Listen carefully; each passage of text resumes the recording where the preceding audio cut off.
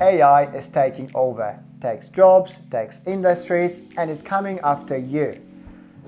Or is it? In this video, I give you 5 reasons I believe non-native entrepreneurs are harder to replace by AI. Number 1, very simple, very easy. We are winning, right? There is 90% of natives versus 10% of immigrants. That is based on my country of residence, which is UK. What does that mean? It means numbers in our favor. There is less of us. That means it's going to be harder to replace us because there are more people to be replaced. They're natives. Number 2, this is more complex.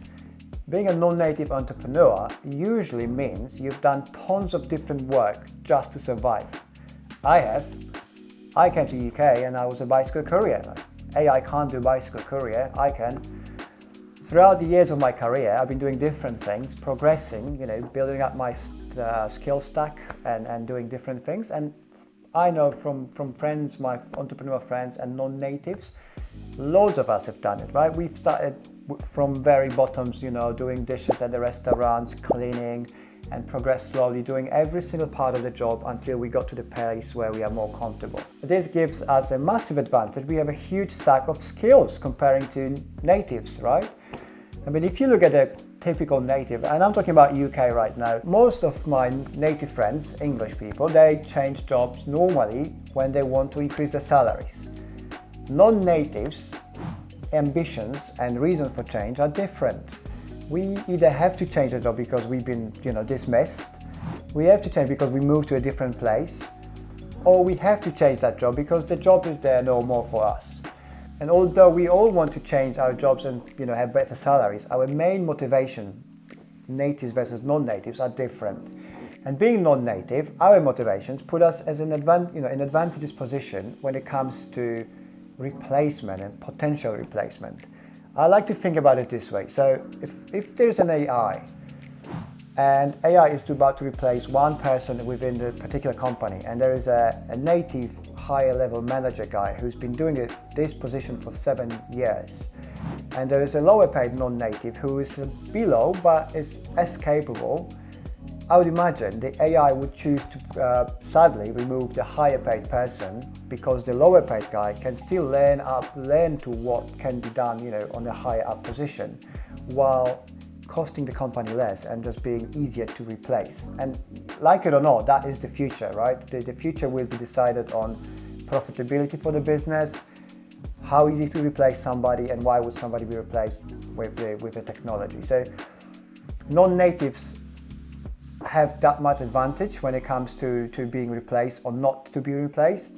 I think in the queue, if we stand in the queue, we would be down the line the queue. There are many people before us, and this is our advantage when it comes to AI. Number 3, local networks and communities. Now, AI is made to help us evolve as a people, right? As individuals, as companies. But to replace community is going to be very, very hard. Doesn't matter how advanced AI is. It might offer you alternatives as a virtual community. That's fine. Gamers or people who just hang around a lot on the internet.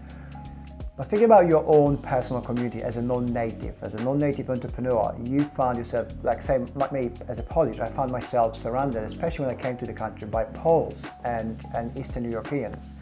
Not because I wanted to or not, or it was kind of a natural way. You come to a new country, you have to start somewhere. You start from something something gives you more comfort, which is either language or similar values, similar appearance. So I ended up in a Polish/Eastern European house where there was 70 million of us living in one house, and everybody was just sharing the space. And I can't imagine AI being able to replace that thing. It might help, it might add on, it might change it, but you can't replace it. Think about our differences as a people. We tend to normally go out and look for similar, people we can hang up with. And this is a trick, this is a trap where you can actually easily get to as a non-native entrepreneur, where you just spend too much time, or you get stuck for too long within your own preferable group. While it's good at the beginning, it's not good for your personal growth and progress, right? So this is why I keep saying every video, make sure you go out there, have English friends or whatever country you're living in. But going back to what we're saying in the video, I think the AI will have a very hard time replacing communities.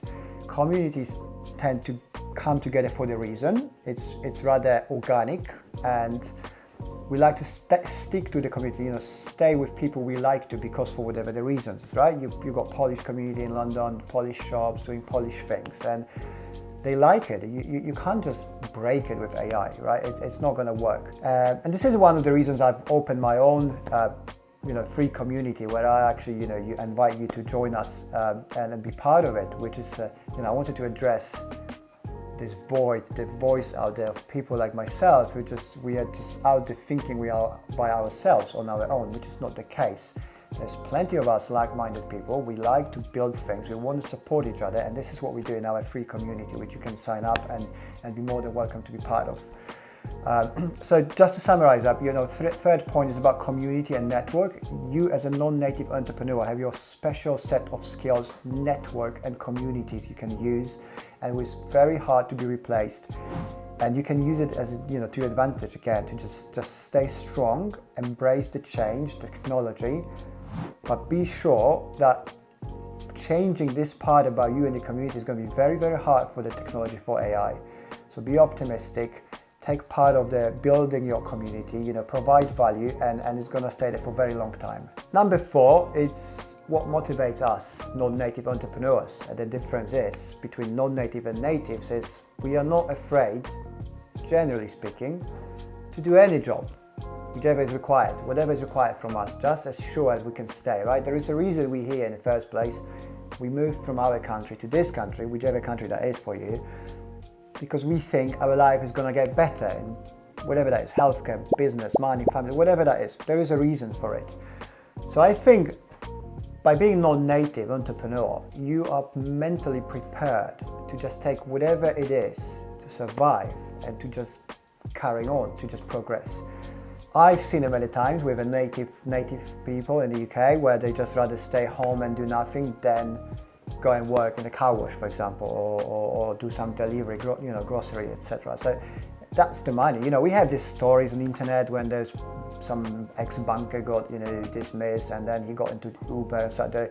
It's all nice and heartwarming stories, but how many of those do you really know in your life? Like, I don't. I know tens of immigrants, non-natives, who are ready to do whatever it is, get dirty, and I really know few natives who are willing to do the same, but depending on their life circumstances. So again, because of what we're willing to do and our motivation, it's gonna be extremely hard for AI to replace it. Extremely hard.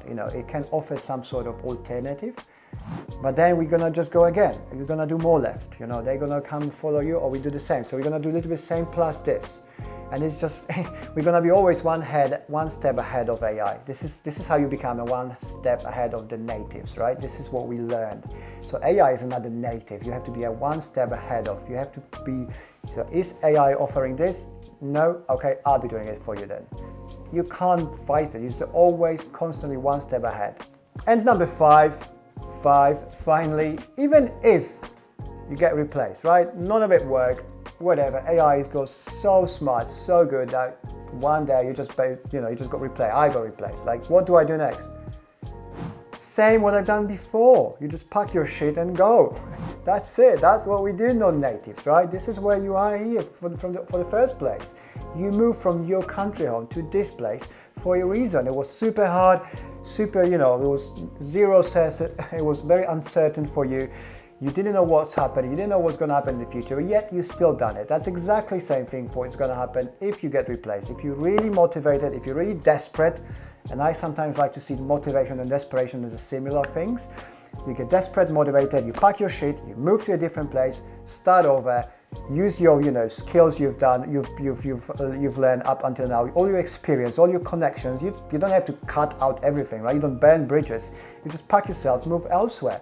The world is huge, and don't believe in people saying like, oh, it's all shit everywhere. That's not true.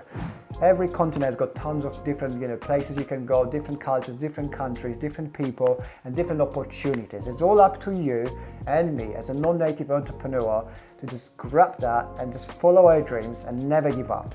So, if you're like me, non-native entrepreneur, building a business in a foreign country, you don't know what to do next, you have questions, you have problems, challenges, I have a solution for you. It's a free community of like-minded people.